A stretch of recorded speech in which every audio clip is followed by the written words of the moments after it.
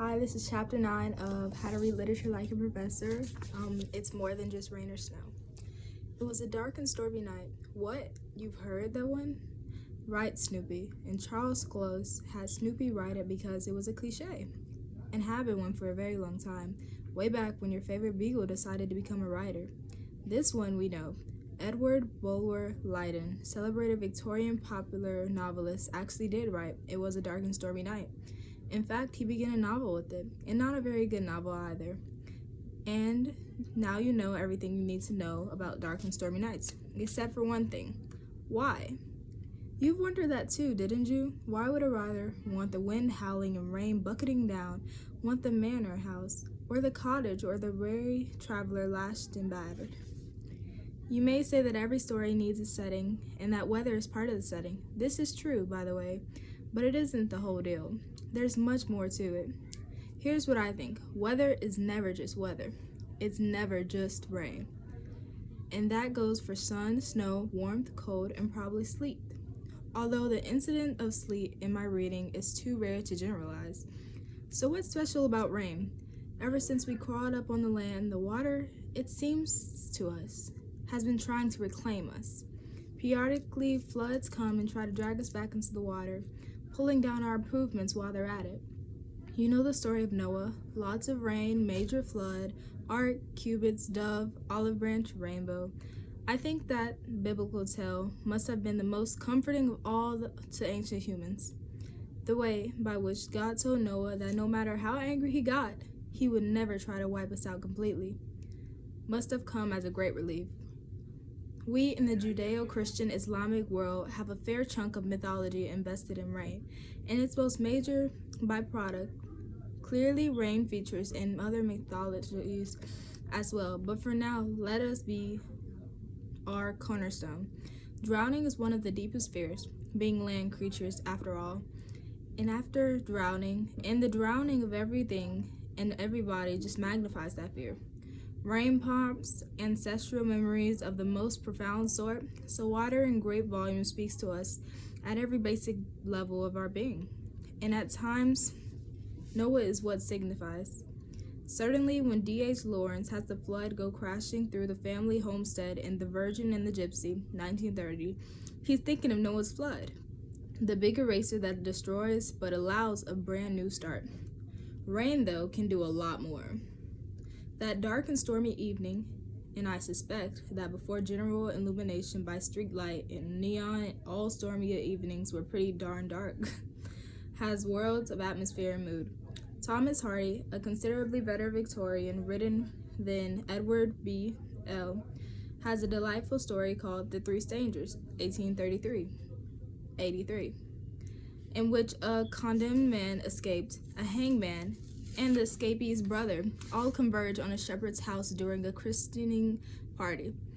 The hangman doesn't recognize his quarry, nor do the members of the party, but the brother does, and runs away, leading to a manhunt and general hilarity, all of which is taking place on a, dark and stormy night. Hardy doesn't call it that, but he has a great fun describing, in his ironic and detached tone, the rain lashing down in hapless wayfarers, forcing them to seek shelter where they can. Hence the appearance of our three gentlemen callers. Now the Bible is never very far from Hardy's thoughts, but I dare say he has no thought of Noah when he's on writing about a storm. So why does he bring rain into it? It's lighting.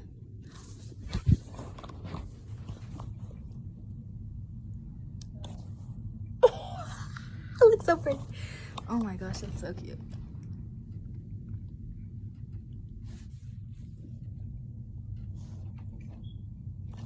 Okay, I'm sorry guys.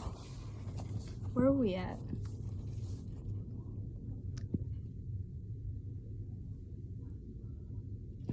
Where were we at? Okay, I'm so sorry.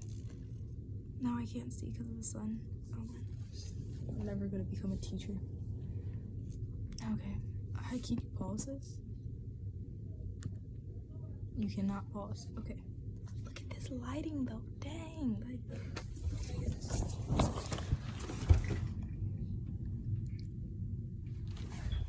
Gosh, just read your book. I'm even taking notes. Who are you talking to? Okay. What other things? For one, it's clean. One of the paradoxes of rain is just how clean it's coming down and how much mud it can make. No, it closed.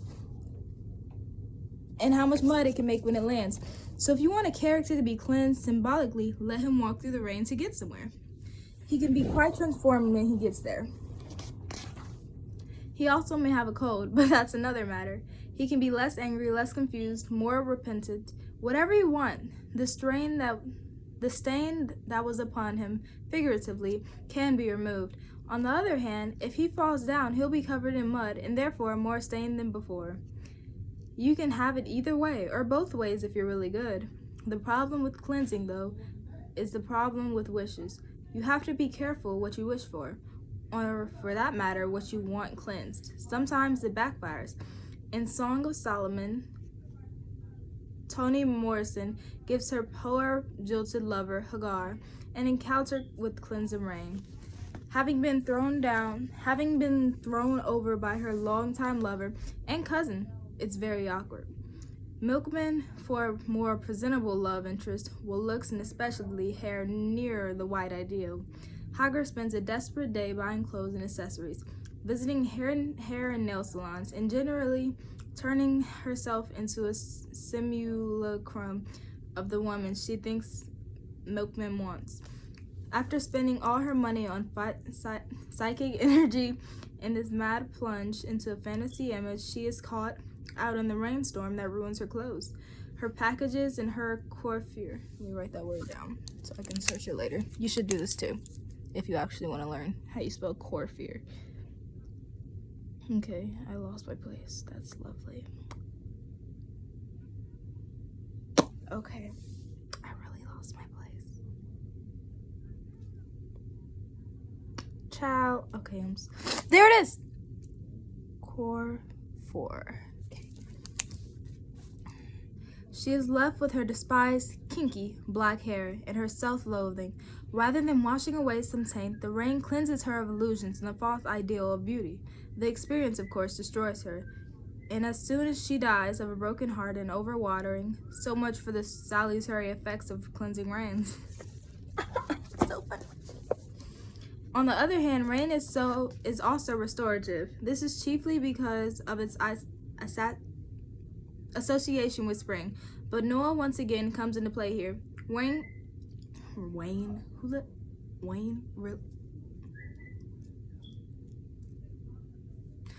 can bring the world back to life, to new growth, to the return of the green world. Of course, novelists being what they are, they generally use the function ironically. In the ending of A Pharaoh to Arms, 1929, Hemingway, having killed off Frederick Henry's lover during childbirth, sends the grieving protagonist out of the hospital into, you guessed it, rain. It might be ironic enough to die during childbirth, which is also associated with spring, but the rain, which we might properly expect to be life-giving, further heightens the irony.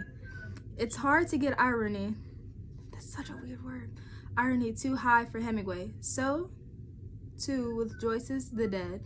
Near the ending, Greta Conroy tells her husband about the great love of her life, the long-dead Michael Furry. Oh my God, read your book. Okay. A consumptive boy who stood outside her window in the rain and died a week later. One might argue that this is simply, what the heck is that word? Okay, let's write that down. Verisimilitude. If the story is set in the west of Ireland, it also requires rain. No doubt there's justice in this view. But at the same time, Joyce knowingly plays off our expectations of rain as an agent of new life and restoration. I hear whistling in here. Get out. And restoration, because he also knows that we have another, less literally, set of associations of rain, the source of chills, cold, pneumonia, death. These come together and clash intriguingly in the image of the boy dying for love, youth, death, replenishment, desolation. They're all rattling around in the figure of poor Michael Furry in the rain. Furry! Joyce likes his irony as much as Hemingway's. Rain is the principal element of spring. April showers do in fact bring May flowers. Spring is the season not only of renewal but of hope, of new awakenings. Now if you're a modernist poet and therefore given to irony, notice that I've not yet alluded to modernism without having recourse to irony. You might stand the association on its head to begin your poem with a line like, April is the cruelest month, which is exactly what T.S. Eliot does in The Wasteland. In that poem, he plays off our cultural expectations of spring and rain and fertility. Better readers don't even have to ask what he was doing deliberately, since he very thoughtfully provides notes telling us that he's being deliberate. Oh. He even tells us which study of romance he's using. Jesse L. Weston. I just ate a caramel apple and the peanuts are like. Jesse L. Weston's From Ritual to Romance, 1920. What Weston talks about in her books is the Fisher King's mythology, of which Arthurian legends are just one part. The culture, the central figures in the set of myths, the Fisher King figure represents the hero as a fixer. Something in society is broken, perhaps beyond beyond repair, but a hero emerges to bring things right. Since natural and agricultural fertility is so important to our ability to feed and sustain ourselves, much of the material Weston deals with has to do with wastelands and the attempt to restore lost fertility. Needless to say, rain figures prominently following Weston's lead. Eliot emphasizes the absence of rain from the beginning of his poem. On the other hand, water generally is a mixed medium in this text, the river Thames being polluted and a sense of corruption, complete with a slimy-bellied rat on the bank. Moreover, never seen that before, the rain never quite arrives. We're told at the end of the rain is coming, but that's not the same as rain actually hitting the ground around us. So then it is quite happening, and we can't be sure of its effect when it does fall. If it does, but its absence occupies major space in the poem. I'm gonna read this perfectly. I really am. I can't believe that's my face. That's a TikTok. Niwa-chan. Okay, I'm reading this perfectly. Rain mixes with sun to create rainbows. We mentioned this one before, but it merits further consideration. While we may have minor associations with pots of gold and leprechauns, the main function of this image of the rainbow is to symbolize divine promise, peace between heaven and earth. Oh, I read that good. God promised Noah with the rainbow never again to flood the whole earth. No writer in the West can employ a rainbow without being aware of its signifying aspect. Dang, I messed up. Its biblical function. Lawrence called one of his best novels The Rainbow, 1916. It has, as you would guess, a certain amount of flood imagery, along with all the associations that imagery conveys. When you read about the rainbows, as in Elizabeth Bishop's poem The Fish, 1947, where she closes with the sudden vision that everything / was rainbow, rainbow, rainbow. You just know that there's some element of this divine pact between human nature and God. Of course she lets the fish go. In fact, of any interpretation a reader will ever come up with, the rainbow probably forms the most obvious set of connections. Rainbows are sufficiently uncommon and gaudy that they're pretty hard to miss, and that meaning runs as deep as in our culture as anything you care to name. Once you can figure out rainbows, you can do rain and all the rest. Fog, for instance. I wish I was like Spencer Reed. I could just like read books. You see the snap? That's me flipping like this through the book and reading it. Spencer can't do that, but you get the point. You probably don't. Shut up! Fog, for instance, it almost always signals some sort of confusion. Dickens uses I have to write that word down. My asthma.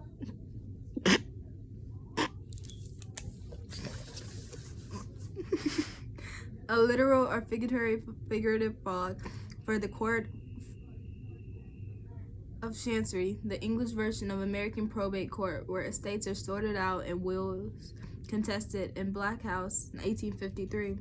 Henry Green uses a heavy fog to gridlock London and strand his wealthy young travelers in a hotel in Paddy-going, 1939. In each case, the fog is mental and ethical as well as physical.